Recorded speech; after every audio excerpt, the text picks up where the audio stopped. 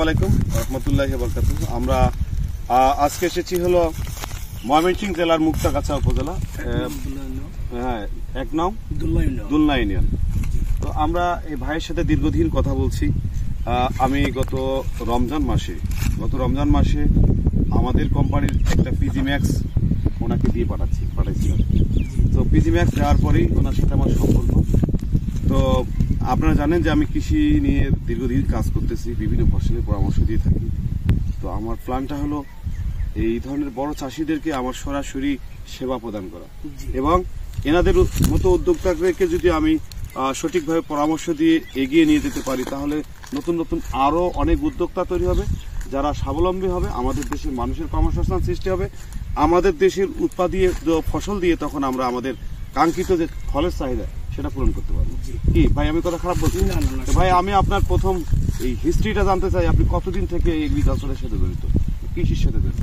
আমি কৃষির সাথে জড়িত ধরতে গেলে আপনার 2003 সাল থেকে জড়িত। 2003 সাল থেকে। আপনার কি কি ফসল এখন স্টিল নেওয়া আছে? এখন স্টিল আপনার ফসল নেওয়া আছে আপনার ড্রাগন ফল, 1 নম্বর হলো ড্রাগন ফল, 2 নম্বর হলো পেয়ারা বাগান, 3 নম্বর হলো আপনার পেঁপে, 4 নম্বর হলো আনারস, 5 নম্বর হলো হলুদ। এখনো গাড়ি নেই, তবে হলুদ মানে এই 1 সপ্তাহের ভিতরে গাড়বো। আচ্ছা। আর আছে আপনার একটা মাছের চাষ, মাছের পুকুর, আর আছে আপনার 8 বিঘা জায়গা আছে আপনার ধানের ফসল। জি, দেখ, আপনারা নিশ্চয় জানেন যে প্রায় ওনার 100 বিঘার উপরেই প্রজেক্ট টোটাল, যদি আমরা ধরি নাকি? না অত হবে না, তবে 65-66 বিঘা জমিতে উনি হলো প্রজেক্ট করছে। তো ওনার প্রজেক্টটা আমরা সকলে দোয়া করি উনি যদি সফল হতে পারে।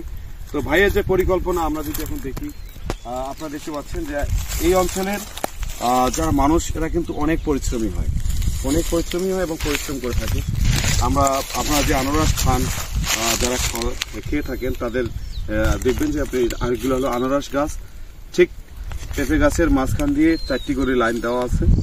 এই আনারসগুলো একসময় হারভেস্ট হবে, পাশাপাশি পেঁপের গাছগুলো কিন্তু অনেক বড় হবে। আপনাদের এই দেখতে পাচ্ছেন যে জমিটাতে হলো অনেকগুলো খড় এবং পাতা, এগুলোকে কিন্তু মালচিং করে দিয়েছে ভাই, মালচিং করে দিয়েছে। আমরা জানি যে মালচিং হলো বিভিন্ন উপকরণ দিয়ে করা যায়। একটা হলো সরাসরি মালচিং আমরা পলি দিয়ে করে থাকি, আর এনারা যেটা করে সেটা হলো এই মালচিংটা করছে হলো খড়ের পাতা দিয়ে করছে, গজারি গাছের পাতা দিছে, ওই যে আমরা দেখতেছি কলার পাতা দিছে। এটা দেওয়ার উদ্দেশ্য হলো নিচে যে রসটা আছে সেই রসটা জমিতে থেকে যাবে, যদি বৃষ্টি হয় মাটির নিচটা ভিজে যাবে, এটা সহজে আর শুকাবে না। দ্বিতীয়ত হলো সহজে আপনার আগাছা যাবে না, আগাছার পরিমাণটা কম হবে, রোদের তাপমাত্রা মাটির সরাসরি তাপমাত্রা প্রভাব করতে পারবে না। অর্থাৎ মাটি যখন অত্যাধিক গরম হয়ে যায় তখন কিন্তু মাটির গাছের যে ক্ষতি হয় সেই ক্ষতির হাত থেকে রক্ষা পাবে।